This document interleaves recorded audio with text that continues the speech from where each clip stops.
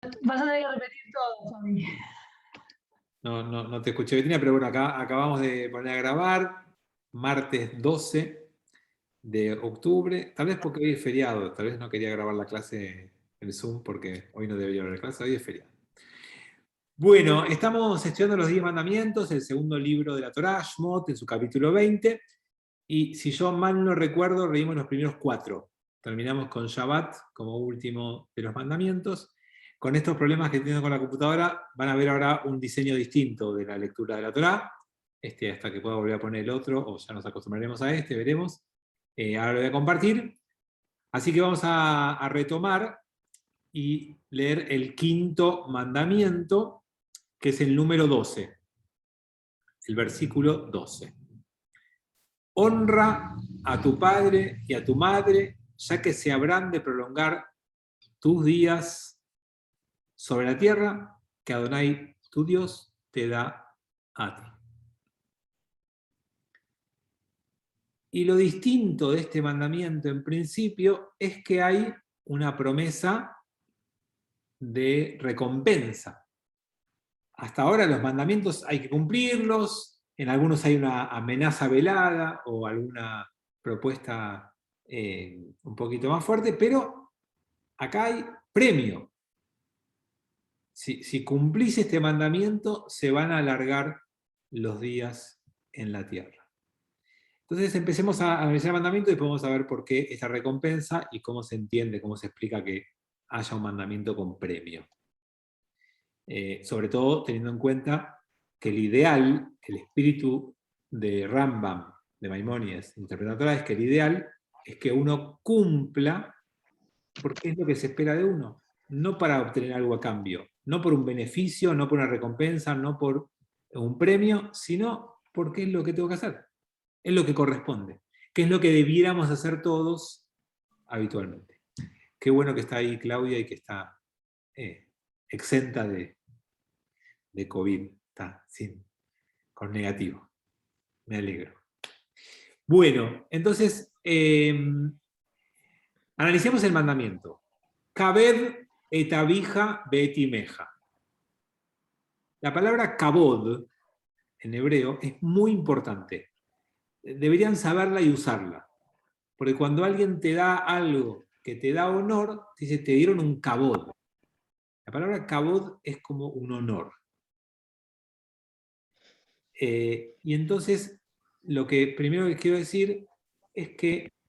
Es como un cubet, es el cubet. Claro, en Yiddish, kabod es kubed, es la misma palabra. En hebreo es kabod, en Yiddish es kubed.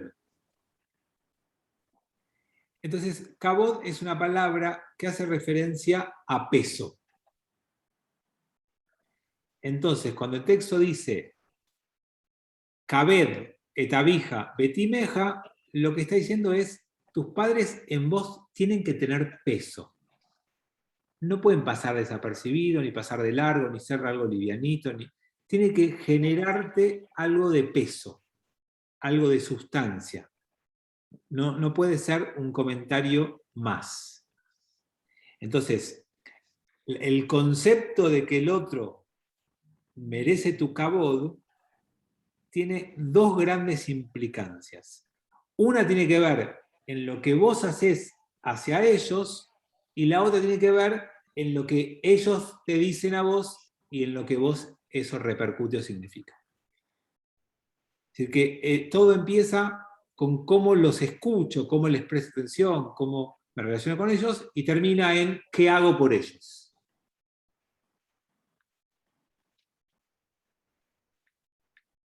Como hijos estamos obligados a respetar a nuestros padres. Eso no significa que hay que obedecerlos en todo. Respetar y obedecer no es lo mismo. ¿Cuál es el límite? La Torá. Si tus padres en principio te dicen algo en contra de lo que la misma Torá te dice, no tenés por qué cumplirlo. Esa es la primera línea de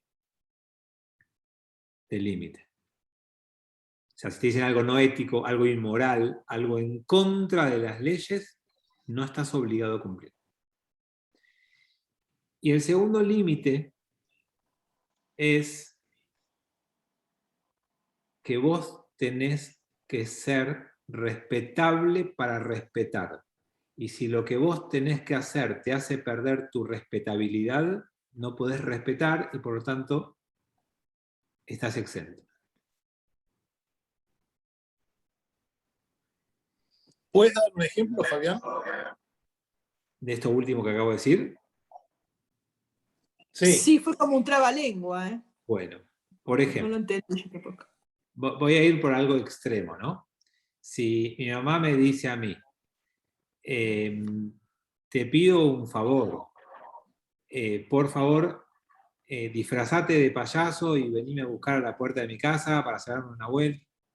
Parece algo. Si yo entiendo que para mí disfrazarme de payaso me hace perder a mí el respeto sobre mí mismo, me hace a mí perder la valoración que tengo yo mismo de mí y de los demás, no estoy obligado a cumplir eso. Para que yo pueda respetar, para que yo pueda darle al otro peso, tengo que poder primero respetarme a mí mismo y no tengo que ponerme abajo de ese lugar a mí mismo. Pero, a ver, para que tal vez hablemos más de cosas que tengan que ver con nuestra vida de verdad, nuestra vida concreta. Nosotros crecemos en una casa con un padre y una madre que ocupan roles habitualmente muy importantes en la constitución de mi ser. Todo hijo, todo chico que creció en una casa con padres sabe lo que ese rol implica y todo aquel que no tuvo alguno de los roles también lo sabe. Entonces, el lugar del padre y de la madre tiene muchísimo peso en los primeros años de la vida de los chicos. Una vez que los padres empiezan a dejar de ocupar ese rol importante, es cuando uno mismo empieza a crecer. Cuando vos empezás a constituir tus propias decisiones, tu propia interpretación, tu propia mirada, necesitas distanciarte un poco de la idealización que tuviste en esos primeros años de tus padres. Ese rol paterno y materno tiene que dejar de ocupar tanto espacio porque si no, no hay espacio para tu propio ser, para tu propio yo, para tu propio desarrollo. Ahora, ese es el punto para mí que la Torá ataca como primer punto. Lo que está diciendo es, toma un poco de distancia, pero no los mates. Dejá de idealizarlos, pero no los humilles. Tenés que poder correrte de ese lugar en el que estabas, pero no te pongas de la vereda enfrente. ¿Se entiende? Hay que tomar cierta distancia con respeto hacia los padres. Y eso significa, puedo empezar a disentir sin faltar el respeto. Que es lo que estaba a decirles antes con un ejemplo tonto. Entonces, si mis padres piensan algo y yo creo que están equivocados, puedo decirles, no, no concuerdo. Ya tengo una edad para tomar mis decisiones y no voy a seguir lo que ustedes me dicen. Puedo decidir lo que yo quiero. Lo que no puedo decirle, son unos tarados, no entienden nada ustedes. Yo puedo disentir con mis padres y respetarlos. Repito, no desobedecerlos. Lo que no puedo es faltarles el respeto en el momento en el que decido no seguir con lo que yo dicen. Pero si mis papás me dicen algo, no me da lo mismo, tiene peso lo que me dicen. Ahora, después de haber sopesado lo que tiene peso, puedo no estar de acuerdo, puedo disentir, y no está mal. ¿Está bien? Ese es el punto. Disentir sin faltar el respeto cuando corresponde. Ahora, después que pasé esa etapa, en la que tomé mi distancia para construir mi ser, para tal vez disentir de alguna de las cosas que mis padres me piden que haga, o intentan que yo tome ciertas decisiones, tengo que volver a encontrar con ellos un vínculo, después que superé esa etapa de rebeldía, adolescencia, juventud, tengo que reconstruir ese vínculo, y en esa reconstrucción de vínculo, Lo que tengo que ser capaz de hacer es empezar a mirar a mis padres con la mirada de aquel que los tiene que cuidar y no solamente con aquel que puede o no obedecerlos. En algún momento de la vida nuestro desafío ya no es, che, ¿le hago caso a mi papá o no le hago caso a mi papá? Es hasta dónde me tengo que ocupar de mis padres. Y ese es el nuevo desafío. O sea, en la primera etapa de tu vida es admirar, es aprender, es escuchar. Después es tomar un poco de distancia sin faltar el respeto. Es construir espacio para tu propio desarrollo y que no ocupen todo el lugar. Y después es reacercarme, reencontrarme, y después es ocuparme. Y todas esas instancias, el secreto es que yo les dé entidad y peso a lo que mis padres hacen y dicen. Y en cada una de las etapas tengo que encontrar el límite adecuado. Hasta dónde disentir, hasta dónde pelear, hasta dónde no hacer caso, y después el nuevo límite es hasta dónde me ocupo de mis padres. ¿Cuánto es lo que es obligatorio y cuánto no? Y por supuesto que no hay fórmulas para esto. Pero si tuve que decirles algo del último punto que tal vez sea el más difícil de lograr en la etapa en la vida en la que estamos nosotros ahora, la mayoría de nosotros, los que todavía tenemos padres con vida, algunos que ya no, pero lo pasaron los últimos años, y los que todavía tenemos padres con vida, ese es el desafío. Y entonces, el primer límite que yo creo que uno tiene que tener es tu familia íntima. No puedes desatender a tus cónyuges o tus hijos para ocuparte de tus padres. Eso no significa que no puedes ir a visitarlos porque mi hijo me requiere todo el día. Significa no puedes desatender, no puedes faltar a tus obligaciones como con tu cónyuge y con tus hijos por ocuparte de tus padres. Para poner en términos extremos, si no tenés para dar de comer a tus hijos, no puedes ocuparte de dar de comer a tus padres. Digamos, tus hijos dependen de vos, tus padres no.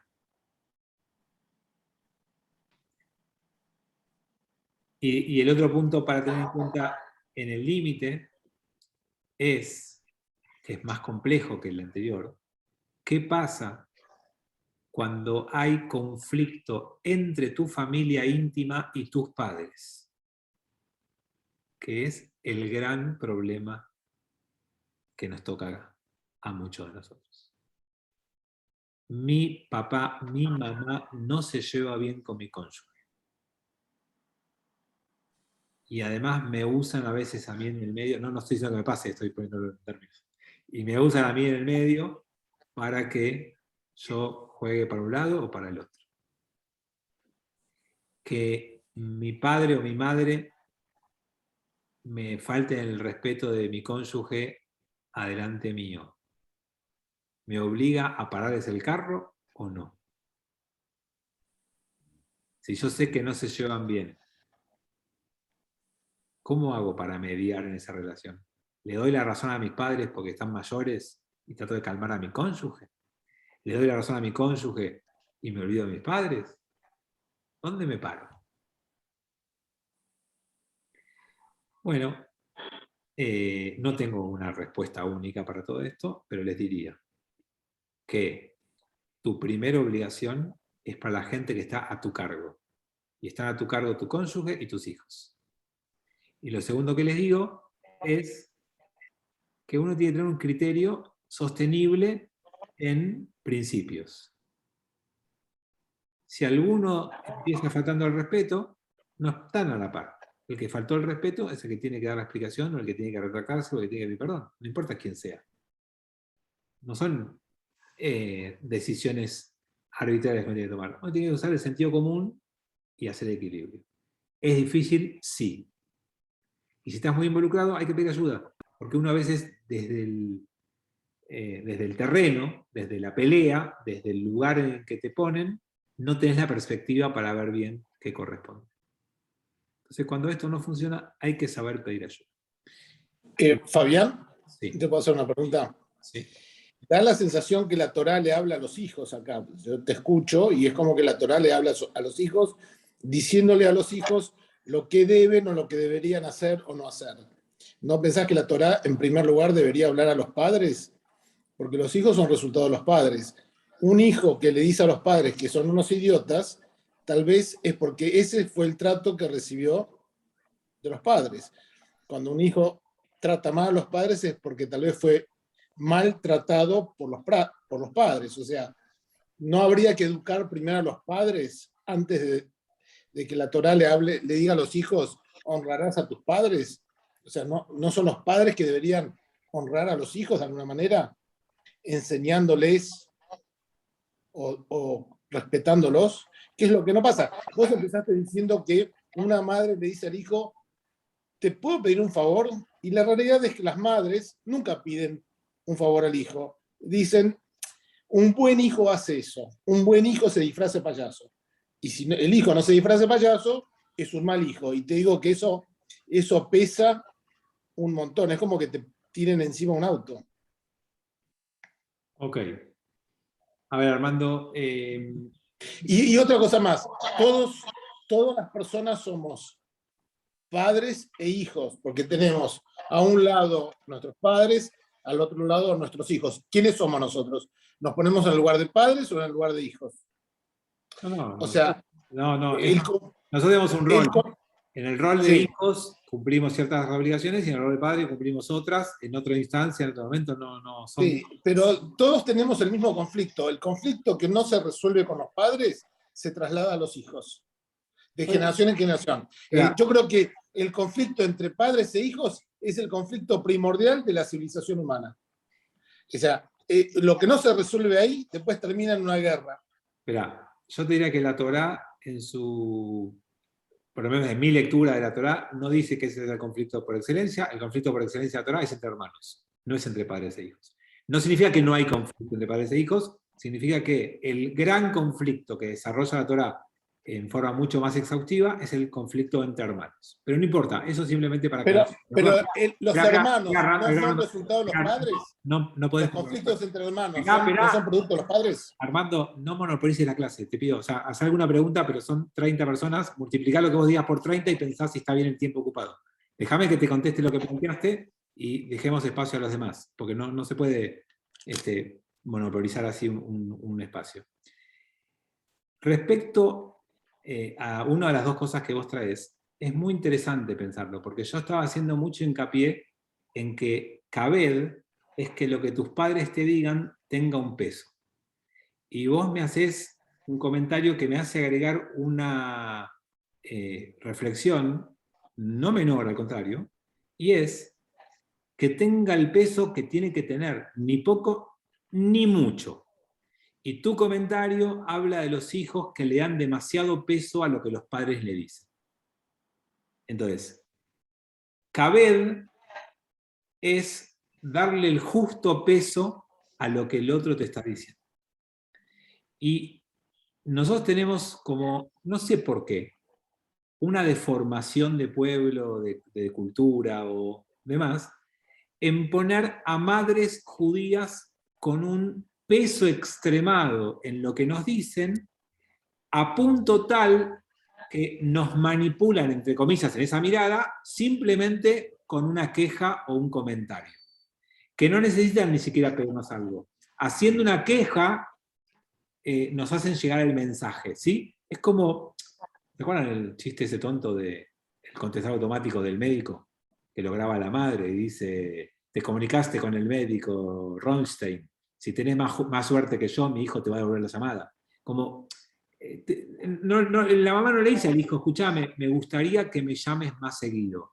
La mamá deja de deslizar por ahí, mi hijo no me llama nunca. Y parecería que ese comentario nos clava un puñal que no, como digamos, decía Armando, nos hace insoportable ese comentario. Y entonces de vuelta vuelvo al peso, y así como hay algunas personas que no cumplen bien este mandamiento porque no le dan peso a lo que sus padres le dicen, hay gente en mi mirada que no le da cumplimiento a este mandamiento porque le dan demasiado peso a lo que los padres nos dicen. Y no significa que yo lo haya superado, pero lo puedo poner en palabras. O sea, a mí también me pasa lo que dice Armando. A mí también algunos comentarios de mi mamá me genera una presión que es difícil de sobrellevar. Pero yo les diría que, pasado el tamiz de lo que sus padres les dijeron por el tamiz de la pertinencia, de la relevancia, de la justicia y demás, y de las posibilidades que uno tiene, ahí uno empieza a responder. Ahora, si lo que mis padres me dijeron no es adecuado según mi criterio, según mis posibilidades, según mis disponibilidades, según mi capacidad, tengo que poder trabajar en mí para fortalecerme del punto tal que pueda decirle, mamá, papá, no, eso que me está diciendo no lo puedo hacer y no corresponde que lo haga, y te puedo explicar por qué no. Y si su cara me deja mal y la cara que me puso no me deja dormir, tengo que trabajarme a mí y dejar de echarle la culpa a mi mamá. Porque a determinada edad no puede ser que la expresión al aire de mi madre o mi padre, o el comentario al aire, o la cara, me quite el sueño. ¿Se entiende? A veces le damos demasiado peso a ese padre o a esa madre o a su comentario. Entonces, uno de los conceptos que me disparó lo de Armando tiene que ver con eso. Sí, Armando, dale. Vos decías que el conflicto primordial es la relación entre hermanos, y yo quiero decirte que la relación entre hermanos, te diría que casi siempre está determinada por la relación que ellos tuvieron con los padres y cómo los padres establecieron esa relación. Y aparte, la relación que los hijos tienen con los padres determinan después las relaciones que uno tiene con, por ejemplo, con los cónyuges, con las parejas. O sea, vos decís, uno no le puede echar la culpa a los padres, después vos ves personas que se matan con el cónyuge, con la pareja. Pero esa pelea con la pareja es la pelea con los padres que nunca se resolvió. O sea, lo que vos estás diciendo suena bien, no es tan sencillo de superar, y los padres muchas veces no solamente clavan un puñal, sino que clavan un puñal envenenado, con efecto retardado, ¿no? Yo creo, Armando, que cuando uno piensa en estas cosas de la Torá, tenemos que salir de un ejemplo muy particular y más a lo que nos puede servir a todos, porque esto no es un espacio que uno puede profundizar en su propia visión de las cosas. La Torá nos plantea ciertos temas que nos permite a cada uno de nosotros, de alguna manera, reconocer en dónde tenemos una dificultad y en dónde tenemos que trabajar. En este espacio abierto no vamos a solucionar los problemas que cada uno pueda tener en su vida. Esto puede ser un disparador para que uno se dé cuenta que hay cosas que las que tiene que trabajar. No hablo de mis problemas, Fabián, hablo de lo que he visto en la vida, lo que he vivido, pero, de lo que veo alrededor mío también, o la gente que me rodea. Por eso, cada uno tiene una microexperiencia y no somos buenos encuestadores porque lo que vemos alrededor no significa que sea una muestra representativa de lo que generalmente pasa. Lo que vos decís del tema de los padres influyendo después en las parejas, yo se los conté cuando vimos que la primera vez que aparece la palabra amor, Abba, en la Torá, es Abraham a su hijo, y la segunda vez es cuando ese hijo se enamora de su mujer. Y yo les conté ahí que ese orden es porque en general una persona puede amar a una pareja cuando aprendió a ser amado desde chico. O sea que eso que vos traes ahora, nosotros lo estudiamos en este ámbito, en este espacio, cuando vimos ese relato de Bereshit y de Génesis. O sea, coincido con esto que vos decís. Pero eso no significa que la vida sea más multifacética y no hay compartimientos estancos. No se puede analizar las cosas en forma tan estructurada. No hace falta decir que el problema, la mayoría de los problemas, todos los problemas. sea, hay que pensar que lo que leemos de la Torá nos tiene que disparar algo que nos haga pensar. No va a abarcar todos los temas. Hoy estamos dándole a el quinto mandamiento la posibilidad de que nos dispare cuánto peso le damos a lo que nuestros padres nos dijeron o nos siguen diciendo. ¿Cuánto me marca a mí el mandato paterno? ¿Cuánto pesa mi mochila con lo que mis padres me criaron? Y que me sirva a mí como reflexión hoy, nada más. No podemos pretender abarcar todos los problemas ni profundizar en cada una de las cosas porque no es un espacio de psicología ni tampoco tenemos la posibilidad de hacerlo. Entonces, yo les propongo llevarse de hoy, de este encuentro, el peso de la mochila de lo que nuestros padres nos dijeron o nos dicen. Porque algunos que pueden no tener a sus padres con vida, siguen teniendo ese peso de esas palabras.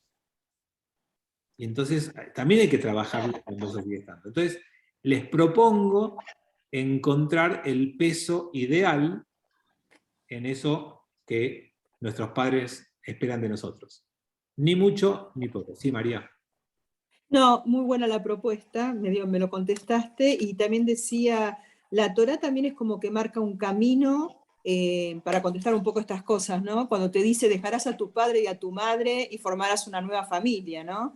Es como que uno, a partir de lo que recibió, tanto el esposo como la esposa, bueno, formarán una nueva familia con nuevas reglas, con nuevos valores, no sé. Sí, la frase que trae María es muy interesante, está en el capítulo 2 de Bereshit, después de la creación. Dice, justo esa la conozco, hay algunas que no, muchas que no sé, pero esta, el texto dice, Alken vayasov ish et aviv betimó, bedabag isov y aviv basarajal. Y por tanto el hombre abandonará a su padre y a su madre, se unirá a su esposa y serán como una sola carne. Bueno, primero que esto que el hombre se unirá a su esposa ya es de otra época, en estos tiempos, donde hay que tener una visión un poquito más amplia, pero sacando ese comentario, hay allí una comprensión de que uno es hijo como su rol principal en la vida durante un tiempo, y después es cónyuge. Y uno, después de haber sido hijo, pasa a ser cónyuge como su principal. No es que dejas de ser hijo, pero no puede seguir teniendo el mismo peso que tenía antes. Así que en eso, gracias por el comentario. Y dentro de esa misma línea de buscar otras, estoy con los chats. Anita trae una mirada interesante, que si me la escribió a mí solo la voy a abrir, y porque la Kabbalah, cuando quiere interpretar este quinto mandamiento, dice que padre y madre es Jochma y Binah. ¿Se acuerdan cuando vimos? Bueno, no, se acuerdan no porque no es en este espacio. En otro espacio nosotros estudiamos las Sefirot y vimos que Jochma y Binah pueden ser el rol paterno y materno en algún aspecto, y entonces acá Anita nos hace ese vínculo. No lo vamos a profundizar en este espacio, pero está bueno el comentario y sepan que existe esa mirada. Cari dice que le gustó la frase que dice que uno conoce a sus hijos recién en la vejez. Bueno, digamos, esto es poner, está buena la frase, pero está ponerle mucho la pelota en los hijos. Uno podría decir, uno reconoce si fue un buen o mal padre cuando uno está en la vejez y cómo te comportas. ¿Por qué poner toda la responsabilidad en los hijos? Puede haber sido uno el que no jugó bien su rol, tal vez tomando un poquito lo de Armando. Digamos, a veces son los padres los que no jugaron bien su rol y ese hijo entonces no se comporta con esos padres como debería comportarse. Pero ver a un hijo comportarse mal no significa, el hijo es malo. Puede ser que hable de fallas, errores, desaciertos de los padres cuando los chicos eran chiquitos, ¿no? Y obviamente después ellos no tuvieron la capacidad de adaptarse y de cambiar, ¿no? Yo les quiero recordar que yo hace 2 años, más o menos, hice una prédica en las fiestas, cambiando un poco el paradigma de lo que estamos hablando acá. Se los voy a recordar porque para mí es una mirada muy valiosa para nosotros hoy. Nosotros solemos pensar que uno crece y cuando crece tiene que hacer una introspección o un tratamiento que te ayude a superar los errores que los padres cometieron con nosotros. Entonces yo crezco en una casa, parece aparentemente feliz, te paso a la adolescencia, me peleo, después estoy un adulto, y entonces un día me doy cuenta que no estoy bien como adulto. No soy una persona equilibrada, no soy una persona que esté feliz, no soy una persona que está bien, no soy una persona que sea buen padre o buen marido, y entonces voy a terapia. Entonces, ¿qué hace un típico psicoanalista freudiano? Lo que hace es, bueno, a ver, veamos cómo fue tu vínculo con tu padre, con tu madre, cómo creciste, y ahí empezás a ver, y no, mi mamá me decía muchas veces tal cosa, o yo, bueno, entonces ahí uno analiza, piensa, y dice, bueno, ahora de grande, tengo que ver cómo proceso eso que me pasó de chico. ¿Está bien? Simplificación total, ¿eh? Bueno, esta mirada de la Cábala dice, no, pensate así, vos venís al mundo a aprender. Cuando nacés de vidas anteriores que traes y tenés que aprender ciertas cosas que no aprendiste ahora. Y, según esa mirada de la Kabbalah, vos, antes de nacer tu Neshama, tu alma, elige a los padres que te van a tener. Porque vos necesitas ese tipo de padres para aprender y superar lo que no aprendiste en otras vidas pasadas. Entonces, naciste en esa casa y te tocó ese padre o esa madre con esa característica porque es lo que vos necesitas. Entonces, con esa mirada de la Kabbalah, uno tiene que dejar de quejarse del padre o de la madre que le tocó para ver qué puede aprender por haber tenido ese padre o esa madre. ¿Y qué puede aprender? Obviamente no significa, entonces le hago caso en todo, me someto a su autoridad, a su poder, sino, bueno, ¿para qué me pusieron esta prueba a mí? ¿Qué tengo que aprender yo? Y no, soy una víctima de mi mamá y por culpa de mi mamá yo hoy no puedo ser un buen marido. O soy una víctima de mi papá y por culpa de mi papá hoy no puedo ser un buen padre. Es decir, bueno, tuve este padre, por algo tuve este padre, algo me tuvo que enseñar, tengo que aprender, y habiendo tenido este padre, igual tengo que ser un buen padre. No. Porque a mí me tocó este padre porque yo necesitaba este padre.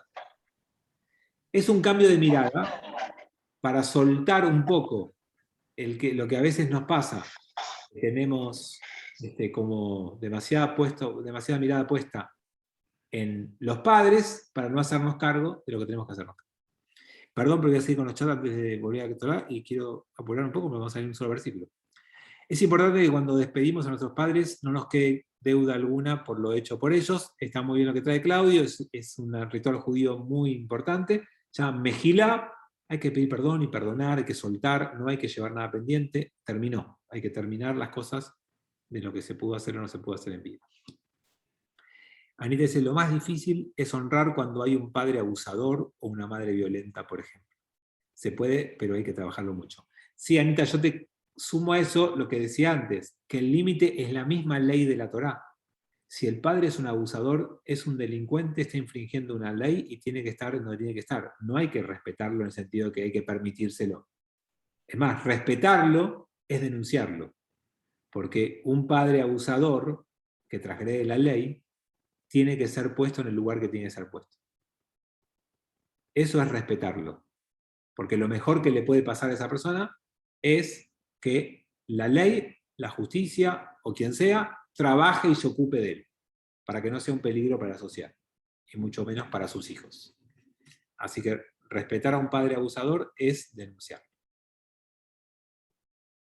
Lástima que los hijos no te están escuchando. La mayoría somos padres mayores. Bueno, después mandarles el video, si se graba hoy, vamos a ver si se graba. Nuestros hijos nos miran aunque no les hablemos directamente y aprenden de lo que ven. Sin duda, el mayor aprendizaje es de nuestros actos y no de nuestros discursos.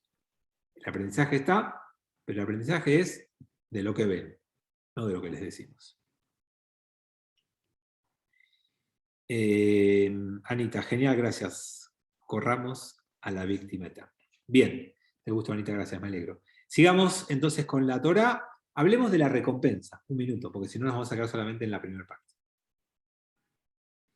Parecería un premio, pero yo les propongo que lo lean como una consecuencia y no como un premio. Y en la consecuencia vamos a ir un poquito a lo que traía Armando en algún momento. Entonces yo les diría que la Torá la leo así. Si yo soy un buen hijo y respeto a mis padres, les doy kabod, el día que tenga hijos, me van a ver a mí honrando y respetando a mi padre. Y cuando yo crezca y ocupe ese lugar de ancianidad, y mis hijos sean los que tengan que ocuparse de mí, me van a honrar. Y al honrarme porque tuvieron un padre presente y que después pudieron ver cómo ese padre se ocupó de su propio padre, me voy a estar alargando la vida. Porque la única posibilidad de alargarme la vida es que mis hijos me traten y me cuiden como yo necesito. Y la mejor manera de hacerlo es que hayan crecido de forma tal que cuando llegue esa tarea la hagan con gusto y con placer. Porque yo sé que muchos padres quieren conseguir cosas de sus hijos con esos comentarios que les producen un pinchazo en el corazón, ¿no? Ahora, cuando un hijo hace algo porque el padre o la madre lo forzó con un comentario hiriente, ¿con qué energía va a hacer eso? Horrible. Entonces tampoco le va a transmitir algo bueno a su padre. Si yo tengo que ocuparme de mi mamá, no porque la quiero, la respeto, y porque la admiro, y porque ella fue una excelente hija con su papá, y entonces yo crecí con esa imagen y la vi, y hoy quiero hacerlo con placer, sino que hoy lo tengo que hacer porque no, me hizo un comentario que no sabe, me duele el estómago, entonces la tengo que ir a visitar porque me hizo un comentario hiriente. ¿Con qué ganas voy a visitarla? ¿De qué voy a charlar con ella cuando la vaya a visitar? Va a ser una visita horrible, y va a ser corta, y si puedo no ir, no voy a ir. ¿Se entiende? Voy a terminar transmitiéndole la mala energía en lugar de una energía positiva. Entonces, lo que el texto te dice no es un premio, no es una recompensa, es una consecuencia. Respetar a tus padres generalmente va a hacer que tus hijos te respeten, te cuiden. Y eso alarga la vida. Aunque vivas pocos años, porque el tiempo que viviste va a ser maravilloso y va a ser vida. Porque va a ser un tiempo pleno. Bien. Dicho esto, 13.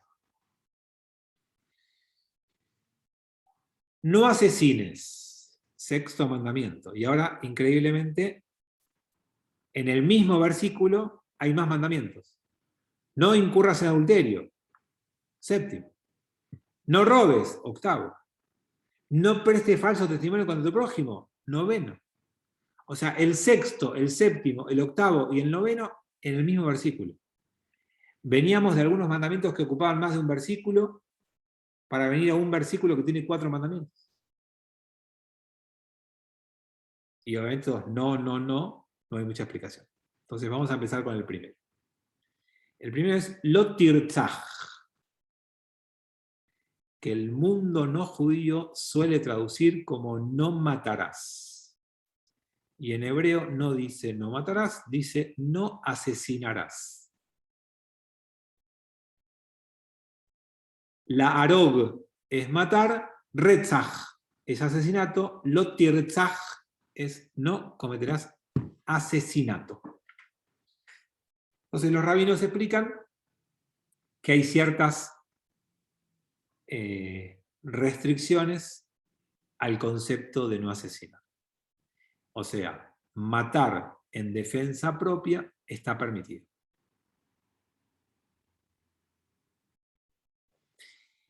Las guerras quedan excluidas de este mandamiento. Es horrible, es espantoso, no debe haber guerra, estamos de acuerdo, ¿no? Pero cuando se produce una guerra, no está el concepto de asesinato. Porque si hubiera concepto de asesinato, después de una guerra, todos los soldados de los dos bandos irían todos presos. Es otro concepto, no digo que esté bien ni que esté mal, ¿sí? No está incluido en este mandamiento, eso es lo que quiero decir. El mandamiento no se ocupa de esas cosas. Después va a haber otro lugar en donde diga que no puede haber guerras injustas y que no puede haber... Pero en este mandamiento es solo asesinato. Es quitarle la vida al otro en forma deliberada y sin motivo o razón alguna. Que lo justifique. No puede decir, no, me robó un caramelo, tampoco, no hay una razón que lo justifique. Me iba a matar él a mí. Es una razón que lo justifica. No es asesinato.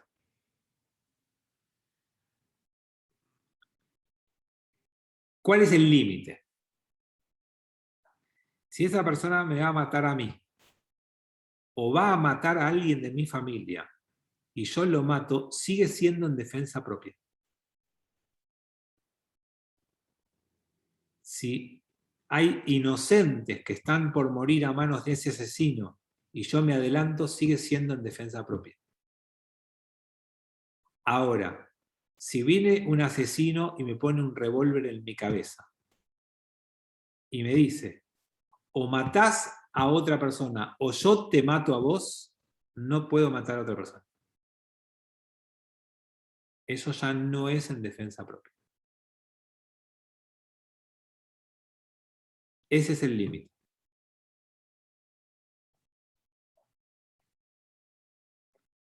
Obviamente que para hablar más de este mandamiento, vamos a necesitar poner a los 10 mandamientos, 5 y 5, y cruzarlos, que ya lo vamos a hacer la clase que viene, y ahí vamos a darnos cuenta el por qué está este mandamiento. Así que por ahora dejémoslo acá. No asesinar, ese es el mandamiento. Déjenme ver que hay un par de chats. La eutanasia también, bien.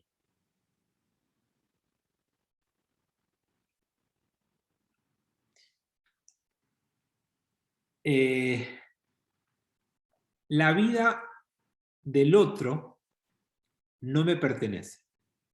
Como no me pertenece, yo no puedo quitarla y tomarla anticipadamente y asesinar. Pero la mía tampoco me pertenece. Yo no soy dueño de mi vida. Yo soy custodio de mi vida, no dueño, en términos de la Torá. Por lo tanto, no puedo suicidarme. Está prohibido. Yo no puedo quitarme la vida a mí mismo. Y no puedo autorizar a alguien a que me quite la vida. Por lo tanto, la eutanasia activa está totalmente prohibida. Nadie tiene el poder de delegarle a otro que haga algo con mi vida que va en contra de la ley. Yo puedo delegarle al otro, ¿sabes qué? Administrame mis bienes. Eso está bien. Yo puedo delegarle al otro, ¿sabes qué? Andá a visitar a mi mamá y ocupate de mi mamá, yo te pago un sueldo. Eso se puede. Es como que te ocuparas vos. Es tu Sheliach Mitzvah, le delegaste a alguien y esa persona lo hace en nombre tuyo. Y vos sos absolutamente beneficiario de lo que alguien hace en nombre tuyo. ¿Se entiende? Si yo le pago a alguien para que se ocupe de mi mamá, yo estoy ocupándome de mi mamá.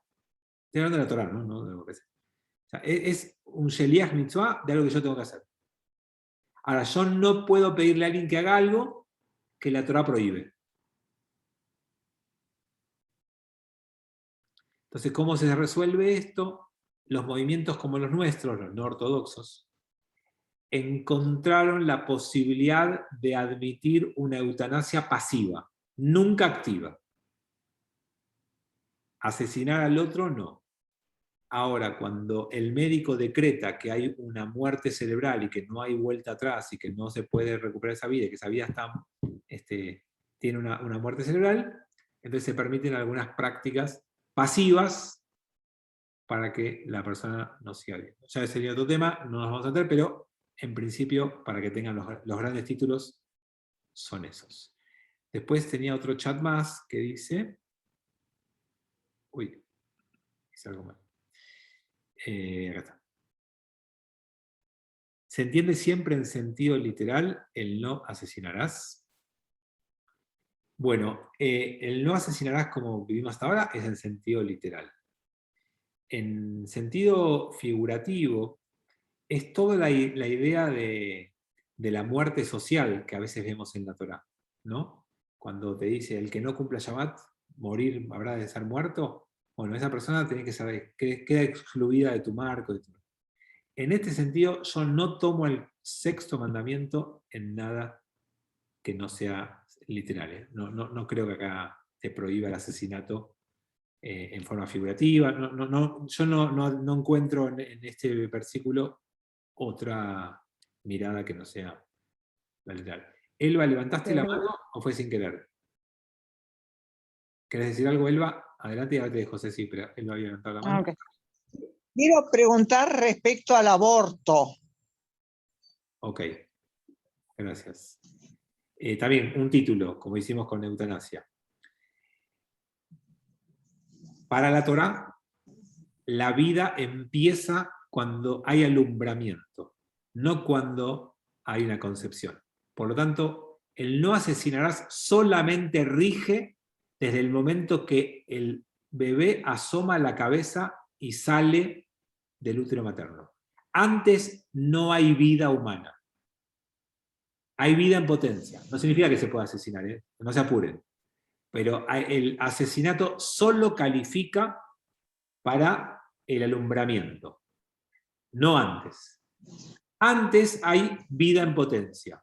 Está prohibido asesinar o quitar una vida en potencia, salvo que una vida esté en peligro. Y esa es la diferencia con el cristianismo. Entonces, si el embarazo pone en riesgo la vida de la madre, está permitido el aborto, porque es vida contra vida en potencia. Ahora, el bebé empezó a nacer, nació la cabeza, el médico dice, está en peligro la madre, si no matamos al bebé, está en peligro la madre, ahí no lo podés matar, porque ya nació. Una vez que salió su cabeza del útero materno, ya es vida, y es vida contra vida, tenés que tratar de salvar las dos. Y cuando es vida en potencia y no hay peligro de vida de la madre, tampoco podés asesinar a la vida en potencia, porque es vida en potencia. ¿Se entendió?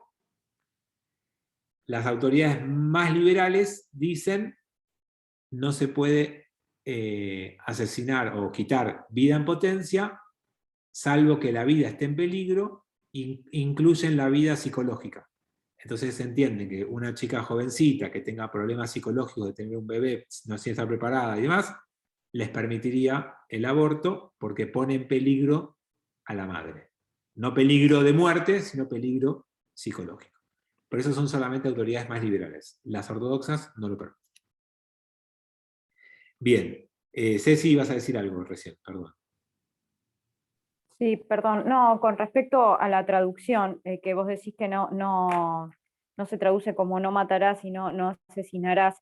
Yo te preguntaba esto de si ustedes lo entendían en sentido siempre literal, porque nosotros a veces lo explicamos, pero digamos, lo traducimos como no matarás. También a veces se puede matar con el silencio, con la palabra, con la mirada, o sea, como que lo ampliamos en la explicación. Pero la traducción es no matarás. Ahora, el no asesinarás se entiende específicamente a no asesinarás con un arma, digamos, así, o en estos ejemplos que vos ponías, pero no lo amplían en otro sentido. Si podés asesinar con algún comentario. O sea, en ese sentido no. ¿Entiendes lo que digo? Entiendo perfectamente, y te diría por qué yo no lo interpreto así. No digo que nadie, yo no lo interpreto así, porque entiendo que en estos 10 mandamientos hay principios como muy centrales de la vida y hay que tener mucho cuidado con estas prohibiciones. Y todos hacemos algún silencio contra el otro, y sentir que uno falta a los 10 mandamientos en alguna situación menor. No digo que esté mal, yo elijo cuidar eso desde otro lugar de la Torá y no desde este enunciado. Y acá me quedo con la fortaleza de los 10 mandamientos. Claro. Nosotros lo tomamos como que es una falta, es un pecado, digamos, como lo que nosotros traducimos. También, o sea, vos matás al otro cuando haces algún comentario o algo que hiere, también lo tomamos como, no, obviamente no la gravedad de matar con un arma, ¿no? Pero bueno. Clarísimo, perfecto. Pato, me imagino que lo del suicidio ya lo contestamos y el anterior, ¿no?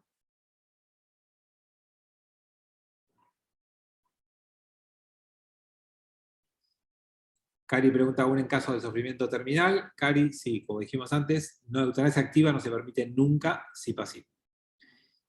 Pero si mato al que me apunta y me dice que si no mato a otra persona me mata, me estoy defendiendo. ¿No es defensa propia? Por supuesto. Si yo mato al que me está apuntando y pone en peligro mi vida, es en defensa propia y no es asesinato.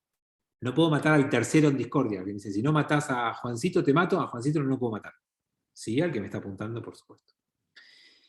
hay personas que ante un cáncer terminal eligen recibir un acompañamiento para el dolor. Por ejemplo, no recibir un tratamiento que los mantenía con vida y se despiden así. Eso es lo que se llama eutanasia pasiva. No activa, pero sí pasiva. Para la Kabbalah, el alma entra en la 5ª semana de gestación. No obstante eso, Anita, no, las autoridades alágicas, religiosas, legales a las que fijan alajá, la vida es con el bebé saliendo del útero. Dentro del útero no hay todavía el concepto de una persona viva. No es que no tenga neyamá, sino que no está el concepto de la persona con las prohibiciones que acarrean. Por eso, todas las autoridades alágicas, todas permiten el aborto cuando la madre corre peligro de vida. No, producto de una violación es lo que yo dije antes, Cari. Las autoridades liberales sí permiten, porque es el peligro psicológico. Las autoridades más ortodoxas no, porque no hay peligro de vida, solo entienden el peligro. Bueno, se nos fue el encuentro en un versículo y un primer mandamiento del segundo. Nos quedan 3 del... o sea, nos queda el 7º, 8º y 9º, que están juntos, y después el 10º. Así que seguimos la semana que viene. Acuérdense que los que quieran sumarse virtualmente el viernes están invitados al bat de mi hija en Lambert. Sí, lo hago en Lambert, es decir, algunos me preguntan ¿dónde en Lambert? Y si no, nos vemos la semana que viene. Armando. Gracias.